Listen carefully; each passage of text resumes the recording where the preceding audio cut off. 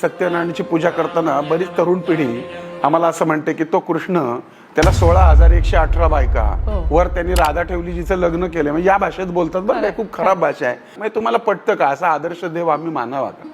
पण मुळामध्ये आम्हाला कृष्ण समजला नाही, आम्हाला गणपती समजला नाही, आम्हाला विष्णू समजला नाही, आम्हाला त्याचे अवतारच समजले नाही. तर 16,118 बायका म्हणजे काय हो? आता तुम्ही मेडिकल फील्डमध्ये आहात, आयुर्वेदामध्ये ज्या नाड्या आहेत त्या तेवढ्या सांगितल्या गेल्या आणि त्यातून एक रक्ताची धारा धारा धारा धारा राधा वाहते आणि त्या धारेला तो कृष्ण आकृष्ट होतो. कृष्ण म्हणजे हृदय आणि 16,118 म्हणजे नाड्या, राधा म्हणजे रक्ताची धारा. तो कृष्ण तुमच्यात पण आहे, तो कृष्ण माझ्यात पण आहे. मला सांगा, युगे 28 विटेवरी उभा करकटावरी ठेवून या. मग तो युगे 28 तो पलंगावर का उभा नाही, तो खुर्चीवर का उभा नाही, तो विटेवरच का उभा? कारण त्याच्यातनं हेच सांगितलंय की तुमच्या प्रत्येक घराच्या विटेवरती हा पांडुरंग उभा आहे.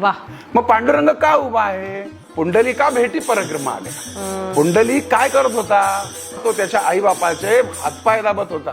ते भजन करताना पांडुरंग आल्यानंतर आईबापाला महत्व देऊन त्यानं वीट भिरकावली आणि त्या विटेवर त्याला थांबवला.